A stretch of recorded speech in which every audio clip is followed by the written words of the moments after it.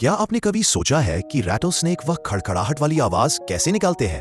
खैर, कुछ लोग सोचते हैं कि ये एक झुनझुने की तरह काम करता है जिसके अंदर छोटी गोलियां होती हैं, लेकिन असल में ऐसा नहीं है। देखिए, एक रैटलस्नेक की पूंछ में खोखले आपस में जुड़े हुए खंडों की एक श्रृंखला होती है जो उसी सामग्री से बने होते हैं जिससे आपके नाखून बने होते हैं, लेकिन पूंछ का अंदरूनी हिस्सा पूरी तरह से खोखला होता है। जब उन्हें खतरा महसूस होता है तो वे अपनी पूंछ को वाइब्रेट कराते हैं और ये खोखले खंड आपस में टकराते हैं एक अति तेज गति पर, जिससे वह खड़खड़ाहट की आवाज आती है। पृथ्वी 1000 मील प्रति घंटे की रफ्तार से घूमती है, लेकिन हमें यह बिल्कुल भी महसूस नहीं होता कि यह चल रही है।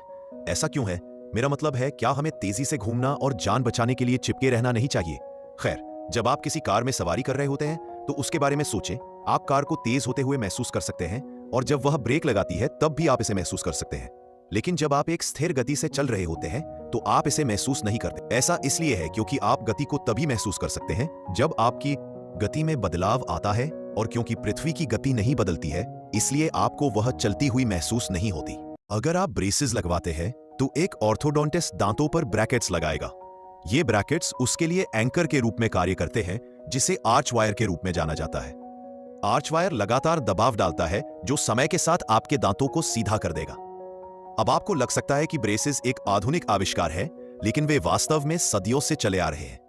उन्होंने मम्मियों को भी उनके दांतों के चारों ओर मेटल बैंड्स के साथ खोद निकाला है जो दंत सीधीकरण के शुरुआती प्रभावों को दर्शाते हैं।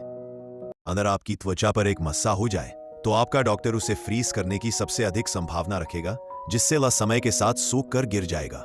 लेकिन क्या आपने कभी सोचा है कि वे इसे काटकर अलग क्यों नहीं कर देते?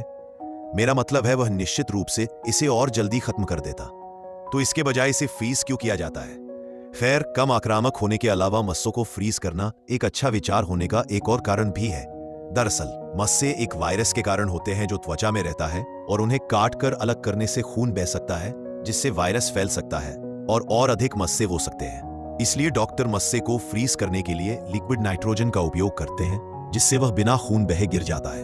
यह है मोनालिसा, और अगर आप उसके होठों को देखें तो यह तय करना मुश्किल है कि वह मुस्कुरा रही है या नहीं। खैर, हैरानी की बात यह है कि यह वास्तव में जानबूझकर किया गया है। दरअसल जब लियोनार्डो डा विंची ने मोनालिसा को पेंट किया था तो उन्होंने स्फुमाटो नामक तकनीक का इस्तेमाल किया था। यह तकनीक होठों और त्वचा के बीच की रेखाओं को धुंधला कर देती है, और जब अलग अलग दिशाओं से देखा जाता है तो इसी वजह से उनके एक्सप्रेशन बदले प्रतीत होते हैं। कुछ लोग उसे मुस्कुराते हुए देखते हैं जबकि अन्य उसे न्यूट्रल देखते हैं।